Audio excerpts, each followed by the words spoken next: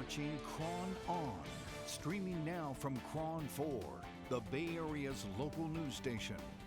Some tech help for parents looking to expand their social circles right now. There is a new app called Meerkat, and it connects parents with other parents in their area who share interests, as well as kids, right? Meerkat's founder and CEO, Tomas Butorac, joins us right now to tell us a little bit more. Thank you for joining us. And where did this come from? Where did this idea come from?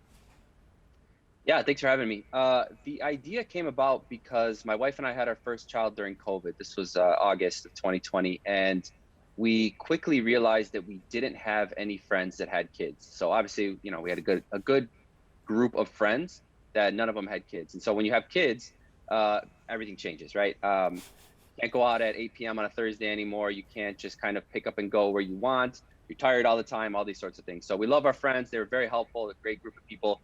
But you just kind of need a little extra help when you're a parent, and you kind of need other parents to help you along with that, right? So even like the first 4, 5, 6 months of our daughter's life, she didn't even see another child. You know, again, this was COVID, but it's because we didn't have any other friends. And so we didn't really know how to meet other parents. And so I said, I wish there was an app that did that. And we started talking a little bit about it, and I just went ahead and created Meerkat, and it functions very similar to some of these other dating apps out there. Obviously, this is not a dating app, but it functions like those, where you create a profile. This is our onboarding screen that you're showing here. You create a profile, just some basic stuff about your family, some interests. You talk a little bit about yourself, post a few pictures, and then which you'll see in a little bit if you show the other video, you get to look at other profiles. And you just swipe left, swipe right, and when you match with another family, you guys can start chatting and hopefully become friends. And so let's talk about success. What about for you? Did you and your wife find some other families that are similar in interests and age bracket? Because that's always a big deal too. Like if you have friends who have infants, it's a little bit different than if the kids are like 10, right? Yeah, exactly. So the app just launched September 18th, 2021. So we're still very new, and I'm still basically getting people onto the app is my biggest goal right now. So we have about 300 or so users, and they're kind of scattered across the US. I'm making a big push into the SoCal area right now, which we live in Los Angeles. I actually have connected with about 3 or 4 families, and I was just talking with one yesterday, and we're working on arranging a meetup in about 2 weeks or so at this place called Griffith Park near us. And so, yeah, it can work as soon as I get the people on there and start using it. It really is, this kind of uncharted territory, especially when you're a first parent and you would like to talk to someone else other than your beautiful child, which you beautifully love. But at the same time, it's like, I really want some adult conversation. So it's always this duopoly kind of situation. Yeah, absolutely. Of course. I mean, who doesn't love their kids, and who is not also constantly sick of their kids at the same time, right? And you know, in addition to that, you kind of do want another group of people that you can sort of commiserate with, right? Again, we love our kids very much, but they drive us nuts. And so to be able to talk to somebody else who's been through the same thing and can relate to what you're saying versus your friends, again, whom we love very much and who are great, but just don't have that same level of connection on it, and maybe even don't want to hear it, right? Being able to talk to those other parents about those things is very helpful. Misery does love company, I think is the expression. Yeah. I remember when I had twins, there are multiples group, and I had friends who had babies, and they would show up in these cute little, like one little thing and show up at Starbucks, and I could never do it because I would have to carry both carriers into Starbucks, which I would hit all the walls, and everybody would look at me, and then one kid would scream, and then it was just this disaster. So I was like, I'm done. But that said, I can see the beauty of being able to connect, and then you also get, a social aspect of it, but you also get some interesting advice. Maybe someone knows something that you don't know, especially as first-time parents, etc.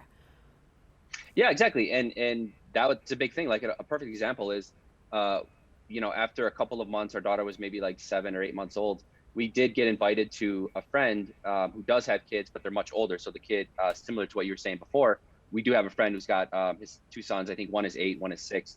So obviously much older than our currently 15-month-old child. But we got invited to a birthday party, and our daughter was sick at the time, just the boogers dripping out of the nose kind of thing. and you kind of don't know if you're supposed to show up in that situation. Like, do you keep your sick kid at home? And you can go online, you can Google stuff, and there's plenty of information, but it comes down to opinions that you trust, right, from people that you trust. And so if you have a group of friends that have been through similar things like that, they can tell you, oh yeah, in general, other parents don't care because kids are little germ factories, and so go ahead and show on up, right? Or you might get the opposite advice. I would keep her home.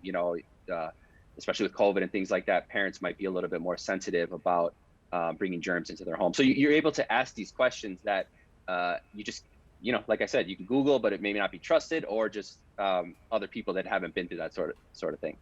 There's also the nap schedule thing. Like, some people are very matter of fact about naps, like they have to be home between 1 and this and that and so forth like that. So there's that dynamic as well. It's even the understanding of the nap, right? Like, hey, you want to meet for coffee? Oh no, man, she's going down for a nap in 45 minutes. So I'm not leaving the house, that sort of thing. And taking it the wrong way versus, oh yeah, totally, man, I understand. Make sure she gets down, she's got to be down for 2 hours or something like that. So all of that stuff comes into play, and you just kind of need that community around you. And if you're fortunate enough to have that community, then you completely understand what I'm talking about. And if you are in a similar situation like my wife and I, where we didn't necessarily have that community, you also understand, what we're talking about from the struggles that you face for all these very reasons. So that's really what I'm just trying to do. I'm trying to help people like us just build a stronger community for their family to make it easier as we go through this whole parenting thing. I think there's that expression of it takes a village, right? And takes a village, yeah. The more people that you have in your social circle, that also it makes you healthy, and then you well know you're tired all the time. So if you can turn to someone else and just say, I'm exhausted, I'm still standing, but I'm exhausted, right? Yeah, I'm looking at myself in the screen. I can see the bags under my eyes, and I realized they were this pronounced. I should have hit a little makeup on before coming. But yeah, it's that same thing. Even just like showing up to a party, you're just exhausted, right? And so if you could show up to a party with a bunch of other parents who are also exhausted, you can kind of all be exhausted together, right? I mean, obviously, I'm making extreme examples. You want to go have fun, you want to take walks like this and things like that. But just having that strength and that connection, being able to pass your baby off to somebody else for 20 minutes is a godsend, right? So having all of that at your disposal it's invaluable as parents. Without a doubt. Anything else that you want to kind of, offer up in regards to the website and just getting that information out there? I think this is one of those things that, of course, I think people should just try. I think another reason why I'm kind of going down this path is, COVID kind of put us all even deeper into isolation. So when you become a parent, you do become isolated, right? But COVID just kind of, suck that in more, and completely understandable, right? I'm completely understand why. I'm trying to offer this. There's a lot of great things about this. I'm, like I said, trying to get people out of our little isolation. Doing it digital first is a great way to do it. The mutual interest that is signaled as people kind of swipe through these things. I think these are all things that really, I mean, I don't want to say my generation, because really, and call me a millennial if you want, but we appreciate all of those things. But really, anyone in general who's just tired, it kind of makes it easier to make these connections. It's kind of like baby steps to get back out there. Baby steps to get back out there. Yeah, you're exactly right. And no pun intended, right? No pun intended, or a pun intended. Yeah. Either which way. Or a pun intended. Yeah. Maybe maybe I'm going to use that as a slogan, if you don't mind. I'll give you some credit for that, but I might have to use that. Just a little asterisk. Baby steps to get back out there. I'll put your name as a. Yeah, exactly. Well, we're going to put all of that on cron4.com so that you can get other people can get some more information. But in the meantime, we're going to let you get back to nap time or pre-nap time or whatever is. That might be my nap time, actually. Yeah. I understand that completely embrace that. Have a great weekend. Okay. All right. Thank you so much. Take care. Thank you.